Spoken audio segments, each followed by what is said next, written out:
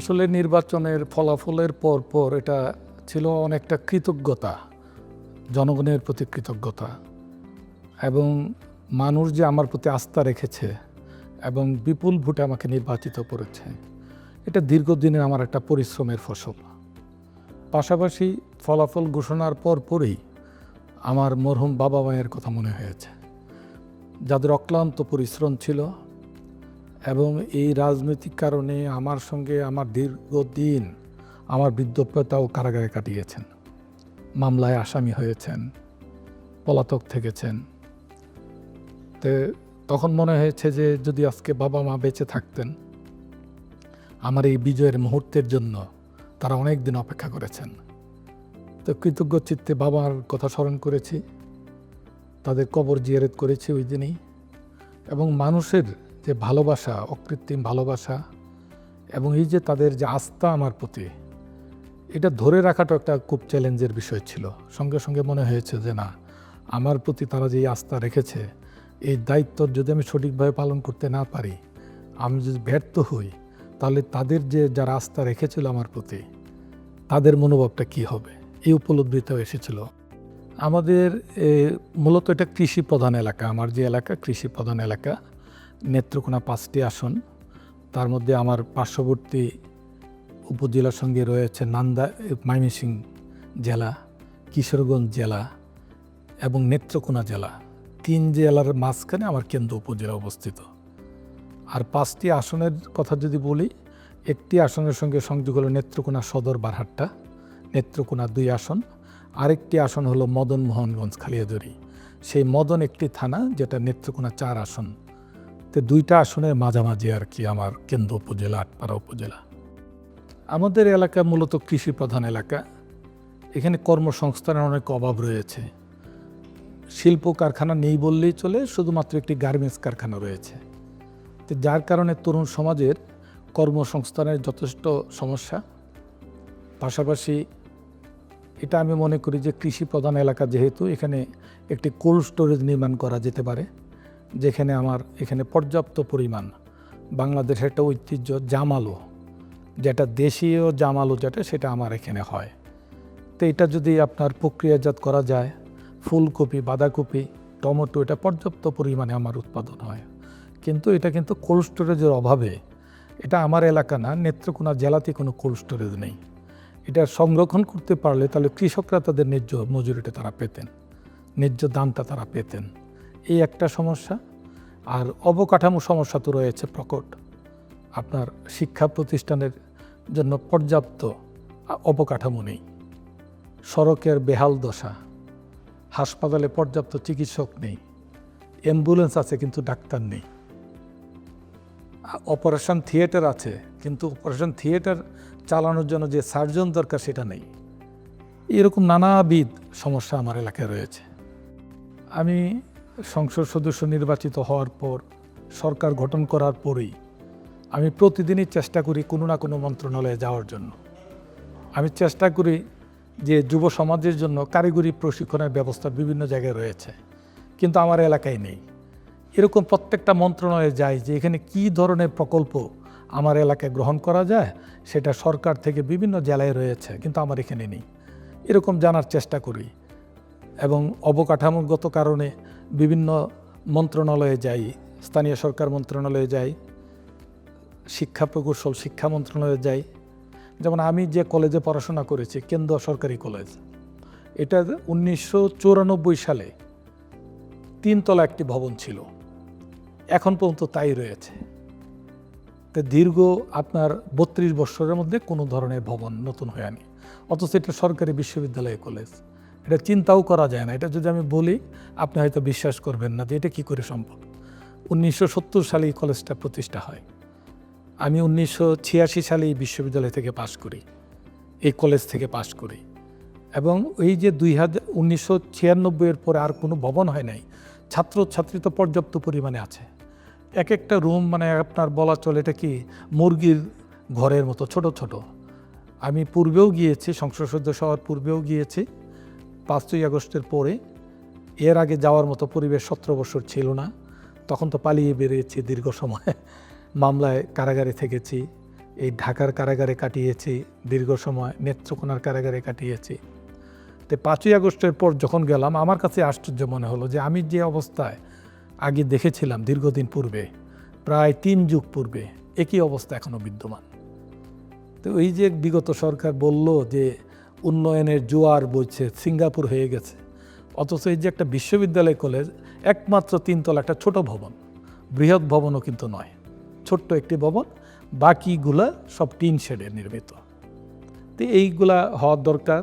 যেমন আমি প্রথমেই শিক্ষা সচিব মহোদয়ের সঙ্গে কথা বলেছি, শিক্ষামন্ত্রীর সঙ্গে কথা বলেছি, ওনারা আশ্চর্য হয়েছেন যে এটা কী করে সম্ভব।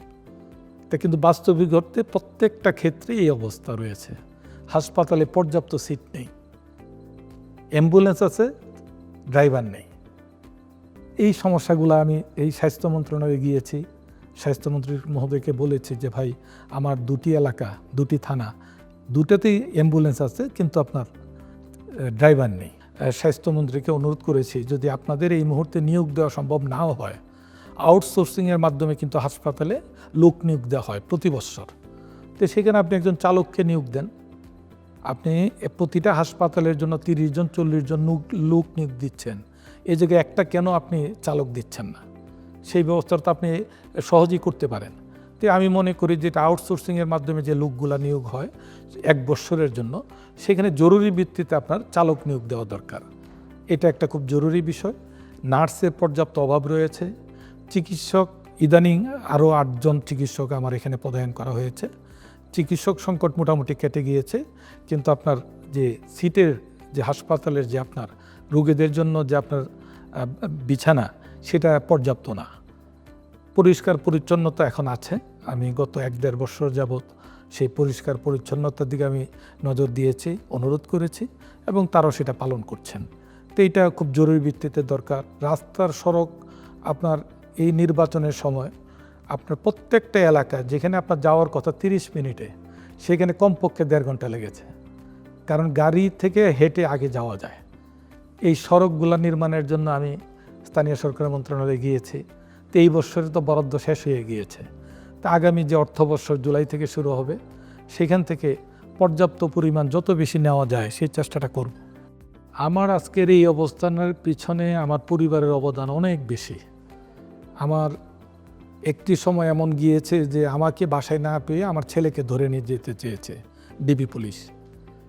একটি পর্যায়ে আমি বাধ্য হয়েছি সন্তান সন্ততি আমার স্ত্রী সহ দেশের বাইরে পাঠিয়ে দিতে।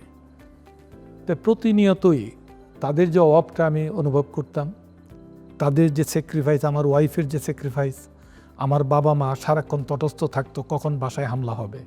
3 বার আমার বাড়িতে হামলা হয়েছে, ভাঙচুর হয়েছে, লুটপাট হয়েছে। একটা আতঙ্কের মধ্যে থাকতো কখন আওয়ামী লীগের মিছিল যাবে, মিছিল থেকে 3 রাস্তার মোড়ে আমার বাড়ি, আক্রমণ কখন হবে। তো এই যে আমার বাবা মার যে ত্যাগ, আমার পরিবারের যে ত্যাগ, সবচেয়ে বড় আমি যে কৃতজ্ঞতার চিত্তে আমি স্মরণ করি যে আমার বাবার মতো আমার বড় ভাই, তার অবদান অনস্বীকার্য। তার ব্যবসা প্রতিষ্ঠান থেকে, আমিও ব্যবসায়ী, তারপরে সর্বোচ্চ ত্যাগটা আমার বড় ভাই করেছে। 2006 সালে নির্বাচন করলাম, 15 দিন আগে স্থগিত হয়ে গেল। 2008 সালের নির্বাচন, 2018 সালের নির্বাচন, প্রত্যেকটি নির্বাচনে আমার পরিবারের ভূমিকা ছিল অপরিসীম। অর্থ দিয়ে নানানভাবে, এবং কখনোই কোনো রাজনীতিবিদের পক্ষে সফল হওয়া সম্ভব নয় যখন তার পরিবার তাকে সহযোগিতা না করবে। তো তাদের এই ত্যাগের বিনিময়ে আজকে এই জায়গায় আসা। আর আমার বাবা মার প্রতি এখনও যখন আমি আমার বাবা মার কবরের পাশ দিয়ে যাই, তখনও মনে হয় যে আমার জন্য কি পরিমাণ কষ্ট তারা সয়েছে। কারাগারে গিয়েছে, রাত পর্যন্ত জেগে রয়েছে, আমি কখন ফিরব, নিরাপদে ফিরতে পারবো কি না, এই জিনিসটা খুব পীড়া দেয় যখন আমার বাবা মার কবরের পাশ দিয়ে যাই। এই দীর্ঘ পথ পরিক্রমায় প্রত্যেকটি রাজনীতিবিদেরই তাদের পরিবারের যে ত্যাগ, এটা চিন্তাও করতে পারবেন না যে একটা পরিবার কি পরিমাণ লাঞ্ছিত হয় একজন রাজনীতিবিদের জন্য, কি পরিমাণ কষ্ট তারা পায়, অপমানিত হয়, লাঞ্ছিত হয়। কারণ প্রশাসনের লোক যখন যে আমাকে খুঁজে, তারা ভালো ব্যবহারটুকু পর্যন্ত করে নেই। অথচ আমার স্ত্রীও বিশ্ববিদ্যালয় থেকে পাশ করেছে, আল্লাহর অশেষ রহমতে আমার মেয়েটাও ব্যারিস্টার, ছেলেটাও বিশ্ববিদ্যালয় পাশ করেছে, কিন্তু আসামি যদি আমিও হই আমাকে খুঁজতে পারে, কিন্তু আমার পরিবারের সঙ্গে যে অন্যায় আচরণগুলো করা হয়েছে এটা কোনো সভ্য সমাজ এটা হওয়া উচিত না, এখনও হওয়া উচিত না। আমি মনে করি যে আমাদের দল সরকারে আছে, বিরোধী দলে যারা রয়েছে তাদের পরিবার পরিজনের সঙ্গেও আমাদের যে পুলিশ প্রশাসন তারা সম্মানের সঙ্গে আচরণ করা উচিত। এবং আমি চেষ্টা করব বা আমি চেষ্টা করছি আমার নির্বাচনের পরবর্তীতে, আজ পর্যন্ত আমার নির্বাচনী এলাকায় কোনো সহিংসতা হয় নাই। যারা আমার সঙ্গে নির্বাচন করেছে পরাজিত হয়েছে তাদের কোনো কর্মী সমর্থকের উপর কোনো অন্যায্য আচরণ করা হয় নাই। এবং আমি চেষ্টা করব আগামী 5 বছর এই একটি সুন্দর পরিবেশ বজায় রাখা। আমাদের বাড়িতে আক্রমণ হয়েছে, আমাদের নেতাকর্মীদের বাড়িঘর লুটপাট হয়েছে, দোকান লুটপাট হয়েছে, কিন্তু এই গত 1.5 বছরে প্রতিপক্ষ আওয়ামী লীগ যারা, তাদের একটি দোকানও হামলা হয় নাই, একটি বাড়িতে হামলা হয় নাই, এবং এটা আমরা উৎসাহিত করি নাই। আমরা চেষ্টা করছি যে এটা অন্তত পরিবর্তন হোক, তারা যা করেছে আমরা এটা না করি, তাহলে আগামীতে হয়তো তারা আর এই কাজটা করবে না। কারণ ক্ষমতা তো চিরস্থায়ী না। আপনি ব্যক্তিগতভাবে যদি আপনি খোঁজ নিয়ে দেখেন, আমার নির্বাচনী এলাকায় প্রতিপক্ষের বাড়িঘরে দোকানপাটে একটি হামলা হয়নি, এবং হবেও না আশা করি ইনশাল্লাহ। সেটা আসলে আমরা খুব সুন্দর পরিবেশই করেছি। আমাদের প্রতিদ্বন্দ্বী প্রার্থী যারা ছিলেন প্রত্যেকেই নিয়মতান্ত্রিক উপায়েই তারা নির্বাচনী প্রচার অভিযান চালিয়েছেন। আমাদের মধ্যে কোনো সহিংসতা হয় নাই, এবং একজন আরেকজনের সঙ্গে কুশলাদি বিনিময় করেছি। নির্বাচনের পরবর্তীতেও জামাতে ইসলামের প্রার্থী যিনি রয়েছেন উনিও ভদ্রলোক মানুষ, একটি কলেজে অধ্যাপনা করেন। ব্যক্তিগতভাবেও আমার সঙ্গে ওনার সুসম্পর্ক আগেও ছিল, এখনও আছে। আমি যখন মনোনয়ন প্রাপ্ত হই উনি আমাকে ফোন করে জানিয়েছেন, অভিনন্দন জানিয়েছেন। আবার উনি যখন মনোনয়ন পেলেন আমি ওনাকে অভিনন্দন জানিয়েছি। এবং নির্বাচনের পরবর্তীতেও আমি ওনার সঙ্গে কথা বলেছি, উনিও কথা বলেছেন। নির্বাচনের সময়ও ওনার সঙ্গে আমার যে আলোচনা হতো যে যদি কোথাও কোনো সমস্যা হয় মেহেরবানি করে আমাকে ফোন দেবেন, উনিও একই কথা বলতেন, যদি আমার কোনো নেতাকর্মীর দ্বারা কোথাও কোনো সৃষ্ট কোনো পরিবেশে সহিংসতা হয় মেহেরবানি করে আমাকে ফোন দিবেন। এরকম একটা সুন্দর পরিবেশ বজায় ছিল। তাদের প্রত্যাশা ছিল যে প্রথমত আমি একজন শিক্ষিত মানুষ, আমার দ্বারা সম্ভব এই অবস্থাটার পরিবর্তন করা। অবকাঠামো যে উন্নয়ন সেটা আমার পক্ষে সম্ভব তারা মনে করেছে, রাস্তাঘাটের উন্নয়ন সম্ভব মনে করেছে, হাসপাতালের ন্যূনতম যে চিকিৎসা সেবার দরকার সেটা আমার দ্বারা সম্ভব তারা মনে করেছে।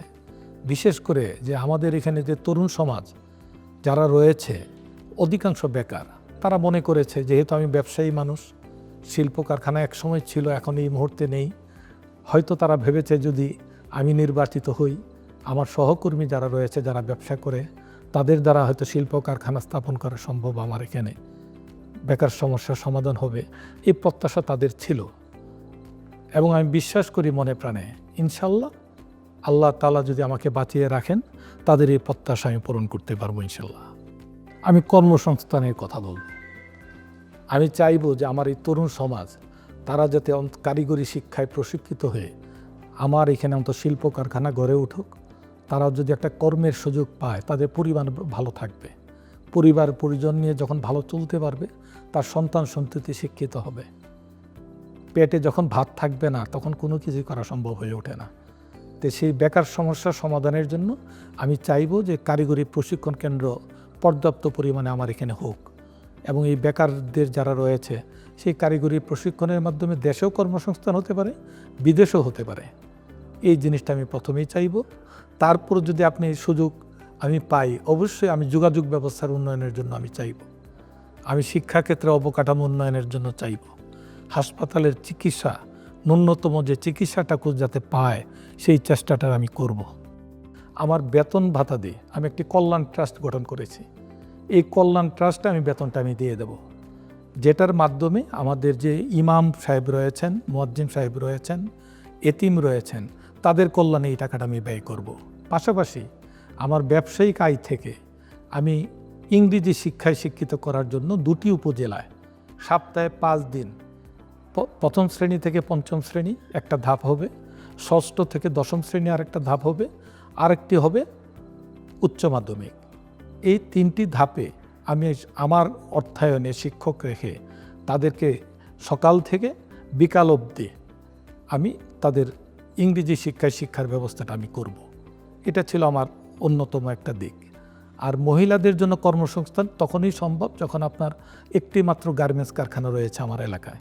সেখানে যদি আমি আরও কিছু গার্মেন্টস কারখানা প্রতিষ্ঠা করতে পারি বা ব্যবসায়ীদেরকে উৎসাহিত করতে পারি, এখানে অনেকটা কর্মসংস্থান সম্ভব। পাশাপাশি কুটির শিল্প রয়েছে ছোট ছোট, এগুলোও যদি পর্যাপ্ত পরিমাণে আমরা নারীদেরকে ঋণের মাধ্যমে প্রতিষ্ঠা করাতে পারি তাহলে এটা কর্মসংস্থান সম্ভব। এই সুযোগটুকু রয়েছে, কারণ আমার এখানে মূলত কৃষি প্রধান এলাকা, মহিলাদের কর্মসংস্থানের ব্যবস্থা নেই। তো এটা সম্ভব যদি আমি শিল্প কারখানা বা ক্ষুদ্র ক্ষুদ্র কুটির শিল্প আমি প্রতিষ্ঠা করতে পারি। আসলে কর্মসংস্থানের সুশাসন ছিল না। সবচেয়ে আগে মানুষ যেটা প্রত্যাশা করে, যে কথাটা বলতে ভুলে গিয়েছিলাম, তারা প্রথমেই চাইতে সুশাসন। যখন আপনার সুশাসন থাকবে সকল কিছু সুন্দরভাবে আপনার চলবে। কিন্তু আমাদের অতীতে যারা এখানে সংসদ সদস্য হয়েছেন প্রত্যেকেই ঢাকায় থেকেছেন, নিজের চিন্তা করেছেন, এলাকায় গিয়েছেন কম। কিন্তু আমি এলাকায় থাকি, আমি অধিকাংশ সময় এলাকায় থাকি। আমার ব্যবসা প্রতিষ্ঠান যেহেতু পারিবারিকভাবে আমার ব্যবসাটা, সেটা আমার বড় ভাই দেখাশোনা করে, আমি হয়তো হঠাৎ আসলেও চলে। তা আমি কাছে থেকে তাদের সমস্যাগুলো আমি দেখি, উপলব্ধি করি। এটা খুবই গুরুত্বপূর্ণ, কারণ আপনি যখনই যে কোনো সমস্যা হয়, যদি সংসদ সদস্য আপনার এলাকায় থাকে তখন সে প্রথমেই ছুটে আসে, একটা আস্থা পায়। স্থানীয় নেতৃবৃন্দের প্রতি অনেক সময় তারা আস্থা হারিয়ে ফেলে, তখন মনে করে যে না, সংসদ সদস্য তো আছে, আমি গেলেই সমস্যাটা সমাধান হয়ে যাবে। যার সমাধান সম্ভব সেটার জন্য আসে, যা আমার পক্ষে সম্ভব নয় সেটার জন্য কিন্তু আসে। কিন্তু তারা তখন একটা মনোবল পায় যে না, আমার তো এমপি সাহেব রয়েছে, ঠিক আছে ওখানে যাই, গেলে আমি ন্যায় বিচারটা পাবো। সেই জন্য এখানে থাকার দরকার। অপরদিকে পাশাপাশি আপনার এলাকার উন্নয়নের জন্য আপনার রাজধানী কেন্দ্রিকও আপনার থাকতে হবে মাঝে মধ্যে, না হয়তো আপনার এই ধারাবাহিকতা রক্ষা করতে পারবেন না। আমি এই ক্ষেত্রে সিদ্ধান্ত নেব, অবশ্যই প্রথম দিকে হয়তো তারা মনে করবে এটা সঠিক হচ্ছে না, ঠিক হচ্ছে না, জনপ্রিয়তা নাই, কিন্তু একটা সময় তারা উপলব্ধি করতে পারবে যে না, এই সিদ্ধান্তটা সঠিক ছিল। যখন এটা বাস্তবায়িত হবে, এটার ফলাফলটা দেখতে পাবে, তখন মনে করবে যে না, এই সিদ্ধান্তটা সঠিক ছিল। প্রথম দিকে হয়তো মনে করবে না। এটা আমরা তো জনগণের জন্য রাজনীতি করি, মানুষের কল্যাণে রাজনীতি করি, তাদের কল্যাণের জন্য এই সিদ্ধান্তটা নিতে হবে। এলাকার উন্নয়নও যে জরুরি, এবং জাতীয় ক্ষেত্রে আমি যখন এলাকার উন্নয়নের কথা বলবো, সেটা একটা জাতীয় সমস্যা। আমার এলাকার সমস্যা মানে তো একটা জাতীয় সমস্যা। আমি যখন আমার এলাকার কথা আমি বলবো, এটা জাতীয়ভাবে এটা বলা হবে। সুতরাং একটা আরেকটার পরিপূরক বলে আমি মনে করি। সেই ক্ষেত্রে তারাও সুন্দরভাবে তাদের যে গুণাবলী, তাদের যে সহনশীলতা ছিল সেটা চমৎকার, এবং ধৈর্যশীলতার সঙ্গে তারা নির্বাচনটা করেছে, এবং এটা অবশ্যই সাধুবাদ জানাই। এবং সহিংসতা ছিল না বললেই চলে। আজকে এমন একটি নির্বাচন 2026-এ হয়েছে যেটা কোনো প্রাণহানি ঘটে না। আমার শুধু নির্বাচনী এলাকা না, আমার নেত্রকোনা জেলার বিএনপির সাধারণ সম্পাদক হিসাবে আমি বলতে পারি যে নেত্রকোনার 5টি আসনে কোথাও কোনো সহিংসতা, বড় ধরনের ঘটনা ঘটে নাই, প্রাণহানি তো দূরের কথা। তো এটাও আমি মনে করি যে আমার প্রতিদ্বন্দ্বী প্রার্থীদের তাদের সহযোগিতা না থাকলে তো এটা সম্ভব হতো না। আমি যথেষ্ট সম্ভাবনাময় দেখতে পাচ্ছি। বিশেষ করে আজকে আমাদের যে প্রধানমন্ত্রী তারেক রহমান সাহেব, উনি আপনারা দেখেছেন সকাল 9টায় উনি অফিসে চলে যান। আমি যখন সচিবালয়ে যাই, যখন আমার বন্ধুবান্ধব যারা বিশ্ববিদ্যালয় থেকে পড়াশোনা করেছে, তারাও বলে যে ভাই খুব বিপদে আছে। ঠিক 9টার সময় যদি প্রধানমন্ত্রী চলে আসে, আমাদের তো না এসে কোনো উপায় থাকে না। তাহলে আপনি যে কর্মঘণ্টাটা কিন্তু আপনি পাচ্ছেন, যেটা আগে অফিসে সময় মতো অনেকেই যেতেন না। তা আজকে আমাদের প্রধানমন্ত্রী যখন যথাসময়ে অফিসে যাচ্ছেন, আপনি বাধ্য হয়ে কিন্তু সারা বাংলাদেশের প্রশাসনের কর্তা ব্যক্তিরা সময় মতো যাচ্ছেন। এই প্রভাবটা কিন্তু শুধু ঢাকায় না, এটা কিন্তু প্রভাবটা সারা বাংলাদেশে কিন্তু পড়ছে। প্রত্যেকের সময় অনুযায়ী আপনার চলে যাচ্ছে অফিসে। তো এই কর্মঘণ্টাটা আমরা বেশি পাচ্ছি। তো এইভাবে যদি অব্যাহত থাকে, ইনশাল্লাহ একটি সুন্দর একটি বাংলাদেশ প্রতিষ্ঠিত হবে। আলহামদুলিল্লাহ, এটা একটা অন্যরকম অনুভূতি। যখন আমি সংসদে প্রবেশ করব, তখন আল্লাহর নাম নিয়েছি, এবং আল্লাহ তাআলা যে আমাকে কবুল করেছেন, এই সংসদে যাওয়ার তৌফিক দিয়েছেন, জনগণ যে আমার প্রতি আস্থা রেখেছে, সেই জন্য আল্লাহ তাআলার কাছে কৃতজ্ঞতা প্রকাশ করেছি। পাশাপাশি আমার পরিবার পরিজনের কথা আমি স্মরণ করেছি, যাদের ত্যাগের বিনিময়ে আজকে আমার এই পর্যায়ে আসা। এবং এই অনুভূতিটা ছিল অত্যাধিক আনন্দের, এবং এটা স্মরণীয়। এটা যতদিন বেঁচে থাকবো মনে থাকবে যে এই প্রথম আমি সংসদে গেলাম। আগে হয়তো দর্শক গ্যালারিতে থাকতাম, কখনো ভিতরে বসার সুযোগ পাইনি। তা এই প্রথম ভিতরে বসতে পারছি, কথা বলার সুযোগ হয়তো হবে ইনশাল্লাহ সামনে। এই অনুভূতিটা এটা আসলে একজন রাজনীতিবিদের জন্য সর্বোচ্চ একটা পাওয়া। আমি প্রথমে হয়তো আপনাকে প্রশ্ন করব যে আজকে এই পর্যায়ে আপনি আছেন, 10 বছর পর আপনার নির্বাচনী এলাকা চিত্রটা কেমন হবে আজ থেকে? এর থেকে 10 বছর পরে আপনি কী রকম এই আপনার এলাকাটা দেখছেন, কি স্বপ্ন নিয়ে কাজ করছেন, আর সফলতা কতটুকু হবে 10 বছর পরবর্তী চিত্রটা আপনার কাছে জানতে চাইতাম। আমি মনে প্রাণে বিশ্বাস করি অতীতের যে কোনো সময়ের থেকে একটি সুন্দর একটি কেন্দুয়া, আটপাড়া, আমার যে 2টি থানা, অন্তত জেলার মধ্যে একটি মডেল 2টি উপজেলা থাকবে যেখানে শিক্ষার হার আগের থেকে বেশি থাকবে। এবং আমার এলাকার ছেলেমেয়েরা এখন যে পরিমাণে বিশ্ববিদ্যালয়ে ভর্তি হওয়ার সুযোগ পায়, আগামী 10 বছরে তার থেকে মিনিমাম দ্বিগুণ হবে। এবং প্রত্যেকটি ক্ষেত্রেই আমি দেখতে পাবো যে আমার এলাকার সন্তানরা বিশ্ববিদ্যালয় থেকে পাশ করে এই জায়গায় চাকরি করছে, একটি ভালো জায়গায় আছে, ভালো একটি অবস্থানে রয়েছে। আমার মা বোনদের জন্য একটি কর্মসংস্থানের ব্যবস্থা হয়েছে। মানুষ যাতে অন্তত মনে করে যে না, আমার চিকিৎসা সেবা আগের থেকে উন্নত হয়েছে। আমার শুধু দলের নেতাকর্মীদের প্রতি নয়, এলাকার প্রত্যেকটি মানুষের প্রতি আমার আহ্বান থাকবে, কেউ যেন বৈষম্যের শিকার না হয়। আমি নির্বাচিত হওয়ার পর দিনই আমার যে উপজেলা আটপাড়া, এরপর দিন কেন্দুয়া, আমি প্রকাশ্য জনসভায় বলেছি যে আজ থেকে আমি দলের শুধু সংসদ সদস্য নই, আমি এই এলাকার সকল মানুষের আমি সংসদ সদস্য হিসেবে কাজ করতে চাই। সেই জন্য আপনাদের সহযোগিতা চাই। আপনারা ন্যায়ের পথে যারা চলবেন তারা আমার পাশে থাকবেন, আর যারা ন্যায়ের পথে চলবেন না তারা ব্ল্যাকলিস্টেড হয়ে যাবেন, আপনারা আমার কাছে আসতে পারবেন না। হয়তোবা আগামীতে আপনাদের জন্য হয়তো আমার ভোট প্রাপ্তি সংখ্যা হয়তো কমে যেতে পারে, কিন্তু আমি অন্যায়কে প্রশ্রয় দেব না। এবং বিনয়ের সঙ্গে প্রত্যেককে অনুরোধ করেছি যে অন্যায় কাজের সঙ্গে সম্পৃক্ত হবেন না, বিনা প্রয়োজনে অফিসে যাবেন না, বিনা প্রয়োজনে থানায় যাবেন না, কোথাও আপনি যাবেন না, শুধুমাত্র নিজের প্রয়োজনে যাবেন। কোথাও যদি সহযোগিতা না পান আমার শরণাপন্ন হবেন। আইন কখনো নিজের হাতে তুলে নেবেন না। এবং আমি এটা বিশ্বাস করি, আমার যে এই আহ্বান আমার নির্বাচনী এলাকায় কেন্দুয়া এবং আটপাড়ায় প্রতিটি মানুষ তারা মনে প্রাণে ধারণ করেছে। এবং এই দীর্ঘ 1 মাসে কোথাও কোনো ধরনের অসুন্দর কোনো ঘটনা ঘটেনি। একটি সুন্দর এলাকা আটপাড়া কেন্দুয়া, এবং এই অবস্থাটাই আমরা প্রতিনিয়ত দেখতে চাই, আগামীতেও দেখতে চাই।